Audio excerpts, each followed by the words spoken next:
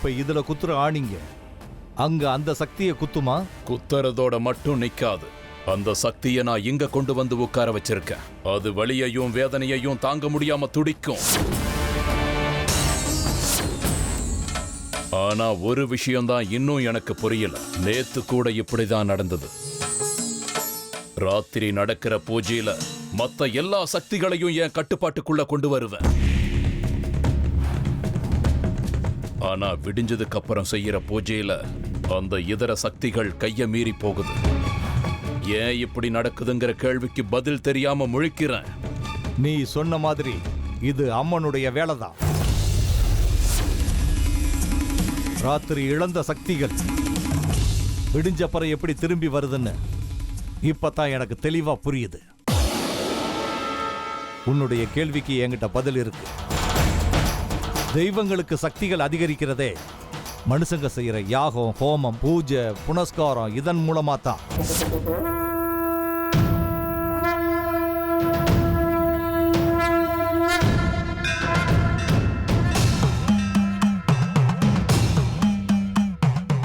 தெய்வங்கள் மந்திரத்துக்கு அடிமை.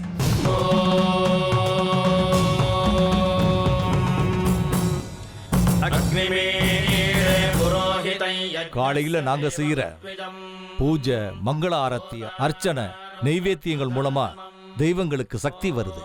அவங்க சக்தியை அதிகப்படுத்துறதே அந்த நைவேத்தியம் தான்.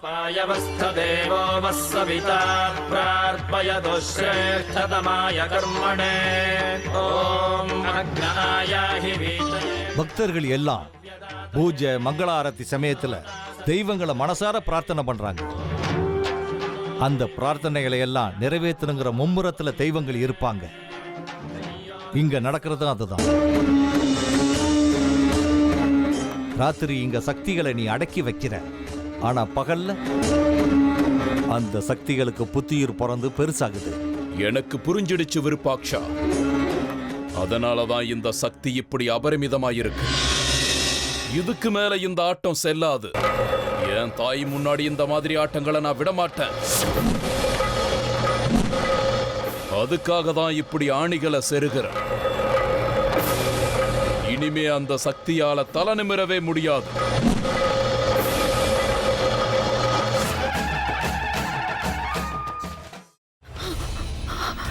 இதுக்கு மேல என்ன சொல்ல போற? சொல்றதுக்கு வேற ஏதாவது போய் இருந்தா சொல்லிடு. அவதான் ஏமாத்தி எல்லாத்தையும் என்கிட்ட இருந்து பறிச்சிட்டான்னு பார்த்தா நீயும் இப்ப அதே தான் பண்ணிருக்க.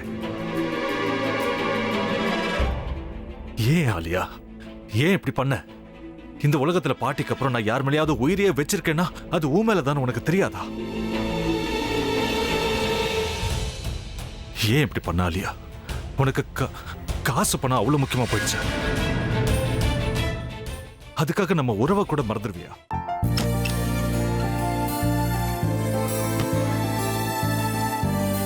சக்தி சக்தி ஒரு நிமிஷம்.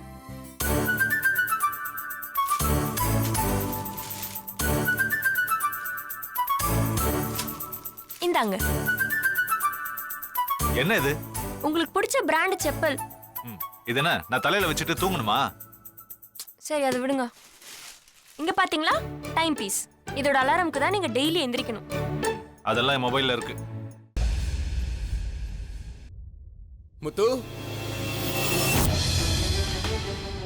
முத்து, என்னடி இவன் முத்துன்னு ஒருத்தைய உருவாக்கி விட்டான். செல்வியை மறப்பான்னு பார்த்தா எப்ப பார்த்தாலும் முத்து முத்துன்னு கூப்பிட்டு இருக்கான். முத்துவ கூப்பிட மட்டுமா செய்யறான்? முத்துவ வச்சு என்னென்னமோ செய்யறான். நாம தான் இளிச்சவாய் மாதிரி வேடிக்கை பார்த்துட்டு இருக்கோம். என்ன முறைச்சு என்ன பிரயோஜனமாயா? உனக்கு வேற குரல் போயிடுச்சு. அடுத்து அவ செல்வியை கூப்பிட்டானா என்ன பண்ண போற? உன்னுடைய விருப்பப்படியே நீ ராமநாத வீட்டு மருமகளா வாழ போற. கண்டிப்பா என்னுடைய ஸ்தானத்திலிருந்து அவன் உன்னை நல்லா பார்த்துக்குவான். அம்மா, டேய், அவரை பத்தி தான் உனக்கு தெரியும்ல. அவர் எந்த முடிவு எடுத்தாலும் அதான் ஃபைனல்.